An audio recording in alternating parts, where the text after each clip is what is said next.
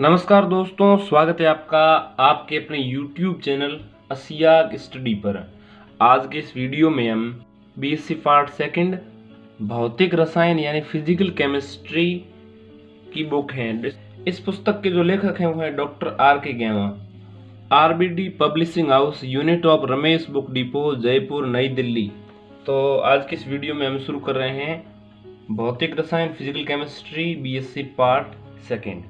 सबसे पहले मैं आपको दिखाना चाहूँगा कि इनमें कौन कौन सी यूनिट्स हैं। इसकी विषय सूची में जाकर देखें तो अध्याय संख्या 1 इसमें थर्मोडायनेमिक्स यानी ऊष्मा गतिकी 1, थर्मोडायनेमिक्स सेकंड यानी ऊष्मा गतिकी 2, रासायनिक साम्य एवं प्रावस्था साम्य यानी chemical equilibrium and phase equilibrium, और विद्युत रसायन 1 है तो इलेक्ट्रोकेमिस्ट्री फर्स्ट है, विद्युत रसायन 2 यानी इलेक्ट्रोकेमिस्ट्री सेकंड, और अंत में परिशिष्ट हैं। 5 यूनिट्स हैं इसमें, थर्मोडायनेमिक्स की 2 और इलेक्ट्रोकेमिस्ट्री की 2 और एक chemical equilibrium and phase equilibrium यानी रासायनिक साम्य एवं प्रावस्था साम्य। तो आज की इस वीडियो में यूनिट नंबर 1 यानी ऊष्मा गतिकी 1 से शुरू कर रहे हैं। ऊष्मा गतिकी 1 के सारे सवालात आपके सामने बताएंगे, तो हम सीधे सवालों पे जाएंगे। अभ्यास के प्रश्न नए पैटर्न के अनुसार, अति लघु उत्तरात्मक प्रश्न। ऊष्मा गतिकी के प्रथम नियम का समीकरण लिखो। ऊष्मा गतिकी के तृतीय नियम का समीकरण लिखो। ऊष्मा धारिता का समीकरण व मात्रक लिखिए। व्युत्क्रम ताप की परिभाषा लिखते हुए समीकरण लिखिए। तो ऊष्मा गतिकी के प्रथम नियम का समीकरण क्या है? ऊष्मा गतिकी के कितने नियम हैं अभी जानते हैं। ऊष्मा गतिकी के तृतीय नियम का समीकरण लिखो, तो इसका मतलब है कि प्रथम तो है ही, द्वितीय तो है ही और तृतीय भी है। ऊष्मा गतिकी के कुल कितने नियम हैं और प्रथम नियम का तृतीय नियम का समीकरण क्या है? सबसे पहले मैं आपको बता दूं कि यहाँ पे जो यूनिट नंबर 1 है ना, यूनिट नंबर 1 यानी ऊष्मा गतिकी 1, इसमें प्रथम और तृतीय नियम की बात की गई है, ठीक है। जबकि आपकी यूनिट नंबर 2 जो शुरू होती है ना यहाँ से, उसमें ऊष्मा गतिकी के द्वितीय नियम की बात की गई है। तो पहले अध्याय में यानी पहले यूनिट में आपको केवल 2 नियम ही मिलेंगे, पहला और तीसरा। दूसरा नियम मिलेगा यूनिट नंबर 2 में। सबसे पहले ऊष्मा गतिकी के संबंध में कुछ चीजें जान लेते हैं। ऊष्मा गतिकी जैसा कि नाम से ही स्पष्ट है, ऊष्मा प्रवाह से संबंधित है। यह ऊष्मा एवं कार्य में संबंध स्थापित करती है। ऊष्मा गतिकी जैसा कि नाम से स्पष्ट है, ऊष्मा प्रवाह से संबंधित है। किससे संबंधित है? ऊष्मा प्रवाह। और ये किस किस में संबंध स्थापित करेगी? ऊष्मा में और कार्य में। 2 चीजें नोट कर लीजिए। ऊष्मा तो ऊष्मा गतिकी में होगी ही और कार्य भी ऊष्मा में संबंध होगा, क्योंकि कार्य और ऊष्मा दोनों ही ऊर्जा के रूप हैं। इसलिए ऊर्जा और कार्य का मात्रक भी एक ही होता है, वो होता है जूल। साथ ही इस शाखा में भौतिक रासायनिक परिवर्तनों के अंतर्गत ऊर्जा परिवर्तनों का अध्ययन किया जाता रहा है और किया जाता है। किसके अंतर्गत? ऊष्मा गतिकी के अंतर्गत। ऊष्मा गतिकी के अंतर्गत किस किस का अध्ययन करेंगे? भौतिक और रासायनिक परिवर्तनों के अंतर्गत जो ऊर्जाओं का परिवर्तन जो आया है ना, उन ऊर्जाओं के परिवर्तनों का अध्ययन किया जाता है। ऊष्मा गतिकी 3 नियमों पर आधारित है। कितने नियमों पर आधारित है? 3। ये नियम स्थूल तंत्रों यानी मैक्रोस्कोपिक सिस्टम्स के व्यवहारों पर आधारित हैं। ये नियम स्थूल तंत्रों यानी मैक्रोस्कोपिक सिस्टम के व्यवहारों पर आधारित हैं।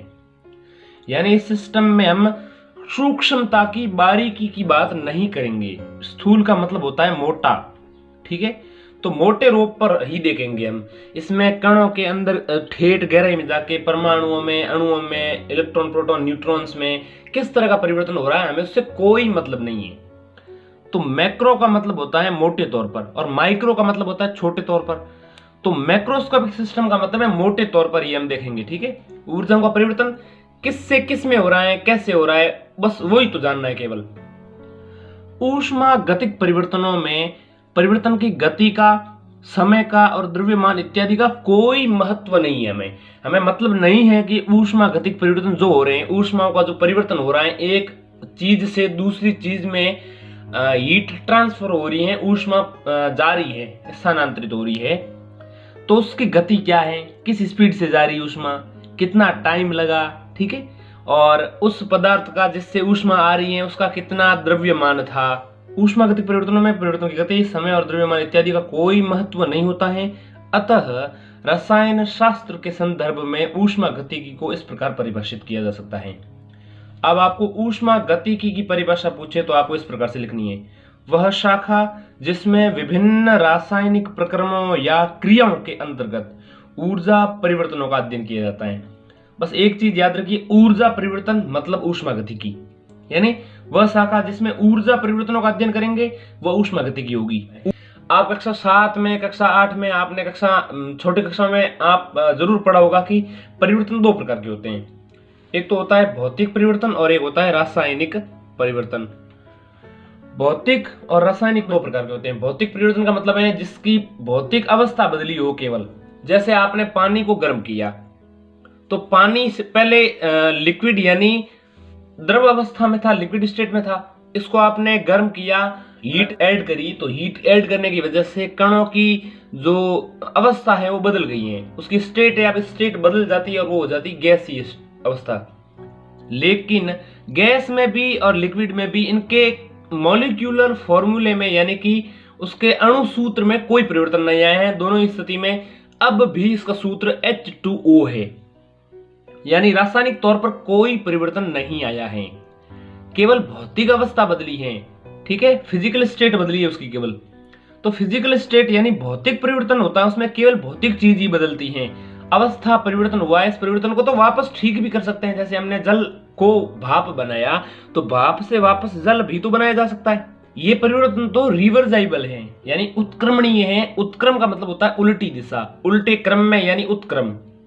फिजिकल चेंजेस जो होते हैं ये फिजिकल चेंजेस रिवर्साइबल होते हैं, यानी उत्क्रमणीय होते हैं। इनको उल्टी दिशा में भी वापस ठीक किया जा सकता है। जबकि केमिकल चेंजेस जो होते हैं उनमें परिवर्तन नहीं कर सकते। जैसे आपने दूध लिया, उसमें दूध में आपने जामन डाला, जामन डालने की वजह से दूध दही में परिवर्तित हो गया। अब दूध दही में बदल गया, क्या आप दही को वापस दूध बना सकते हैं? बिल्कुल नहीं बना सकते। यानी इनकी जो मॉलिक्यूलर स्टेट है उसके साथ साथ उसकी केमिकल स्टेट भी बदल गई है। केमिकल स्टेट चेंज होने की वजह से चीज इरिवर्साइबल यानी अनुत्क्रमणीय हो जाती है। उत्क्रम में अब इसे नहीं ले जा सकते। ऊष्मागतिकी का प्रथम नियम यानी फर्स्ट लॉ ऑफ थर्मोडायनेमिक्स, इसका सबसे पहले स्टेटमेंट देखते हैं। प्रथम कथन क्या कहता है, देखिए, यह ऊर्जा संरक्षण नियम पर आधारित है। यानी यह बता रहा है कि ऊर्जा संरक्षित है। ऊर्जा संरक्षित है, क्या मतलब इसका कि ऊर्जा को एक प्रकार से दूसरे प्रकार के रूप में रूपांतरित कर सकते हैं। यानी एक रूप से आपने दूसरे रूप में बदल दिया, यानी एक फॉर्म है उसकी और दूसरे फॉर्म में आपने चेंज कर दिया उसको, किंतु उसे उत्पन्न या नष्ट नहीं किया जा सकता। इसके कहने का मतलब है आप केवल चेंज कर सकते हैं, एक फॉर्म से दूसरे फॉर्म में चेंज कर सकते हैं, जिसे जनरेट या डिस्ट्रॉय नहीं किया जा सकता। समझ रहे हैं बात आप? ना तो इसे जनरेट कर सकते हैं और ना ही डिस्ट्रॉय कर सकते हैं। इस प्रकार जब ऊर्जा का एक रूप नष्ट हो जाता है, जैसे मान लो आपने एक रूप से दूसरे रूप में बदला, तो इसका जो एक रूप नष्ट हुआ है तो इसका मतलब है कि समान मात्रा में यानी सेम क्वांटिटी में इसका दूसरा फॉर्म जनरेट हो जाएगा। एक फॉर्म डिस्ट्रॉय होगा तो दूसरा फॉर्म जनरेट हो जाएगा, यानी एक रूप नष्ट हुआ तो दूसरा रूप उत्पन्न हो जाएगा। यानी जितनी ऊर्जा आपने एक रूप से दूसरे रूप में बदली है तो आपने ऊर्जा को ना नष्ट किया ना जनरेट किया है, केवल एक रूप से दूसरे रूप में बदला है। क्योंकि हमारा पहला सवाल यह है कि ऊष्मागतिकी के प्रथम नियम का समीकरण लिखो। हमने तो केवल परिभाषा बताई है, अब ऊष्मागतिकी के प्रथम नियम का समीकरण क्या है ये हम जानेंगे। ऊष्मागतिकी के प्रथम नियम का समीकरण ये रहा, Q बराबर E delta E plus W, या इसे इस प्रकार से भी लिख सकते हैं पक्षांतरण करके कि डेल्टा E बराबर Q माइनस W। ये कहां से आया, कैसे आया, इसको भी समझते हैं। इस फॉर्म को जनरेट किस प्रकार से किया जाता है, इसको किस प्रकार से डिराइव किया जाता है, ये भी आपको आना चाहिए। ठीक है, तो ये ऊष्मागतिकी के प्रथम नियम का गणितीय रूप है। छोटे नोट्स पर सवाल पूछे तो इसको डायरेक्टली आपको याद रखना पड़ेगा। ठीक है, किस तरह से जनरेट किया जाता है ये भी आपको आना चाहिए। ऊष्मागतिकी के प्रथम नियम का गणितीय रूप यानी mathematical form of first law किस प्रकार से जनरेट करेंगे। सबसे पहले आप मानेंगे, माना कोई ऊष्मागतिक निकाय Q मात्रा ऊष्मा अवशोषित करता है। जिससे वह प्रारंभिक अवस्था ए से बी में परिवर्तित हो जाता है। कहने का मतलब है कोई निकाय है, मान लो निकाय का मतलब ये है कि कोई अवस्था है दी हुई, मान लो हम मान लेते हैं बर्फ है हमारे पास, निकाय है का मतलब बर्फ है, ऊष्मागतिकी निकाय का मतलब है ऐसी कोई अवस्था चीज की दी हुई है और वो क्या करता है Q मात्रा ऊष्मा अवशोषित करता है। मान लो बर्फ है, उसको हमने Q ऊष्मा दी है, जिससे वह प्रारंभिक अवस्था A से B में परिवर्तित हो जाता है। ऊष्मा को Q से प्रदर्शित किया जाता है। ध्यान रखिएगा, ऊष्मा जब भी हीट की बात होगी, ऊष्मा को हीट को हम Q से प्रदर्शित करते हैं। अब उसको Q हमने ऊष्मा दी, इसके कारण क्या होता है कि जो अपनी स्टेट है वो प्राइमरी स्टेट ए से बी में चेंज हो जाता है, कन्वर्ट हो जाता है। यह ऊष्मा उपयोग आती है। ऊष्मा कहाँ कहाँ काम आई देखिए, एक तो ऊष्मा काम आई है कि जो हमने निकाय कुछ भी लिया है, मान लो बर्फ है हमारे पास, कुछ भी एक चीज दे रखी है, उस निकाय की ऊर्जा बढ़ाने में, ऊर्जा में जो बढ़ाव आया है, जो परिवर्तन आया है वो ये है डेल्टा ई। पहले उसकी जो ऊर्जा थी वो ई ए थी और बाद में बढ़ करके ई बी हो गई। तो बाद में कितनी टोटल बनी वो, उसमें से हमने पहले कितनी थी वो घटा ली। तो इसके कारण हमें डिफरेंस पता चल गया कि बाद में मान लो 16 आई है और हमने पहले 14 थी, तो 16 में से 14 घटा ली, अब 2 बची हैं। तो इसका मतलब है 14 से 16 हुई, मतलब 2 बड़ी हैं, तो हमने डेल्टा ई निकाली है। तो ई बी यानी बाद वाली में से प्रारंभिक घटा ली, यानी बी दूसरे वाली अवस्था को नाम दे रहे हैं और पहली वाली को ए दे रहे हैं। ई ए और ई बी क्रमशः निकाय की ए और बी आंतरिक ऊर्जाएं हैं। आंतरिक ऊर्जा का मतलब उसके खुद की कितनी ऊर्जा है। हमने निकाय को जो ऊर्जा दी उसमें से एक तो उसकी निकाय की आंतरिक ऊर्जा बढ़ाने में उसका उपयोग हुआ और दूसरा इसका उपयोग हुआ निकाय द्वारा समपार्श्विक पर कुछ कार्य करने में। यानी निकाय जो बॉडी है वो बॉडी समपार्श्विक यानी सराउंडिंग पर कुछ कार्य कर रही है, डब्ल्यू कार्य कर रही है। जैसे मान लो आपने बर्फ ली, बर्फ एक बॉडी है, निकाय है, ठीक है, ये एक अवस्था है, बॉडी निकाय सिस्टम है। तो इसमें बर्फ पर आपने ऊष्मा डाली तो ऊष्मा बर्फ को पिघला रही है। तो एक तो निकाय की जो आंतरिक ऊर्जा है वो बढ़ रही है, दूसरा निकाय खुद जो बर्फ खुद है वो समपार्श्विक पर भी तो प्रभाव डाल रहा है, उसकी हीट भी तो वो कम कर रहा है, हाथ को ठंडा कर रहा है ना। मान लो हाथ में हमने बर्फ पकड़ रखी है तो हाथ की ऊष्मा से बर्फ पिघलने लगेगी, ऊष्मा हाथ में से बर्फ के अंदर जा रही है, इससे बर्फ पिघल रहा है, उसकी अवस्था बदल रही है। तो एक तो उसकी आंतरिक ऊर्जा बढ़ी बर्फ की, जिसकी वजह से वो पिघलना शुरू हुआ, ताप बढ़ने की वजह से आंतरिक ऊर्जा बढ़ी।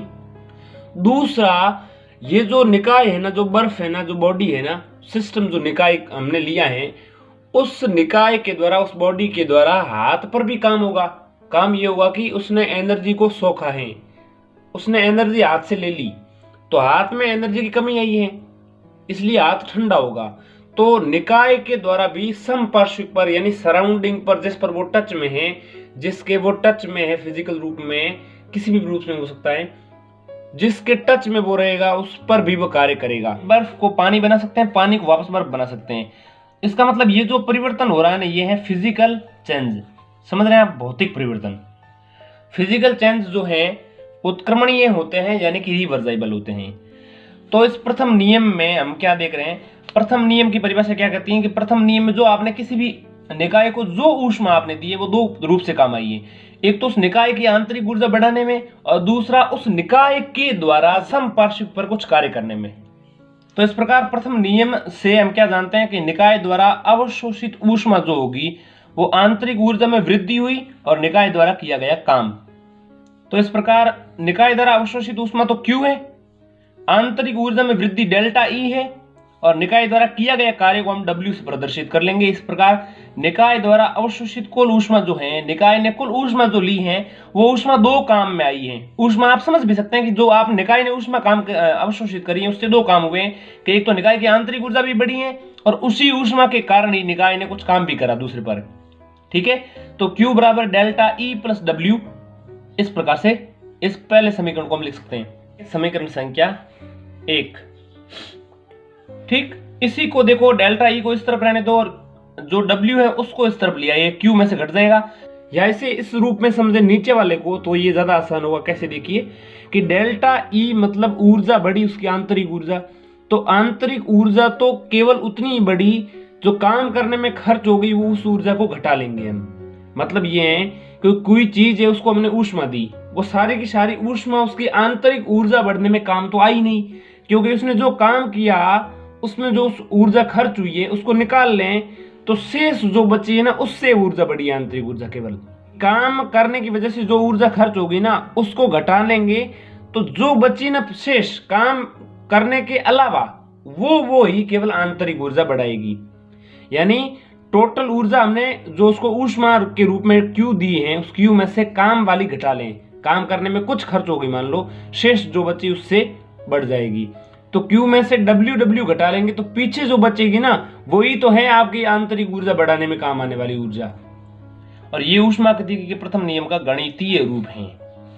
बहुत छोटे स्तर पर समीकरण ये बन जाएगा DE del Q minus del W। Delta E का DE बराबर का बराबर और Q का डेल Q माइनस का माइनस और W का डेल W लिख लिया। ठीक है, ये प्रथम नियम का अवकलित रूप है, यानी ये इसका डेरिवेटिव फॉर्म है।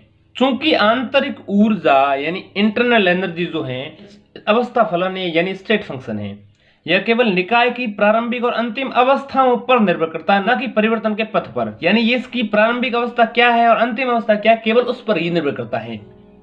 दूसरी ओर Q यानी ऊष्मा और W यानी काम, तो ऊष्मा और काम जो है वो इस बात पर निर्भर करते हैं कि परिवर्तन किस पथ से हुआ है। Q और W में परिवर्तन किस पथ से हुआ है ये निर्भर करता है।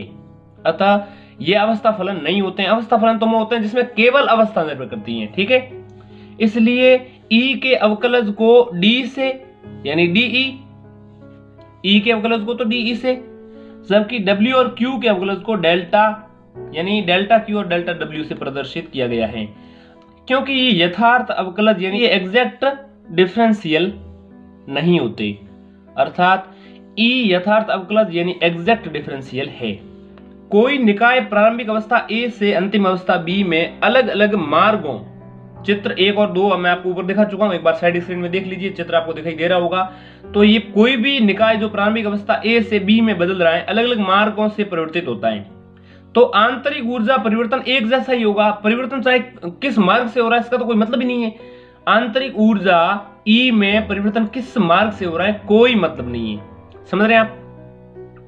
किंतु W और Q अलग अलग मार्गों के लिए अलग अलग होते हैं, अतः स्पष्ट है कि E जो है यानी आंतरिक ऊर्जा जो है वो अवस्था फलन है, Q और W पथ फलन है। ठीक है, ये पाथ पर निर्भर करते हैं, ये पाथ वाले फंक्शन है और ये केवल स्टेट फंक्शन है। समझ रहे हैं बात को। अब ऊष्मागतिकी के प्रथम नियम का महत्व क्या है, कई बार इस पर भी सवाल पूछ लिया जाता है, तो मैं आपको जल्दी से दिखा देता हूं ऊष्मागतिकी के प्रथम नियम का महत्व। ऊष्मागतिकी के प्रथम नियम का महत्व, यह नियम ऊष्मा एवं कार्य के बीच सही संबंध स्थापित करता है। यह समझाता है कि जो ऊष्मा आपने दी है वो ऊष्मा एक तो निकाय की ऊर्जा बढ़ाने में काम आई और दूसरी निकाय के द्वारा समपार्श्विक पर यानी सराउंडिंग पर काम करने में काम आई। ये नियम ऊष्मा और कार्य के बीच सही संबंध स्थापित करता है। इसके अनुसार ऊष्मा की कुछ मात्रा से एक निश्चित मात्रा में कार्य उत्पन्न किया जा सकता है।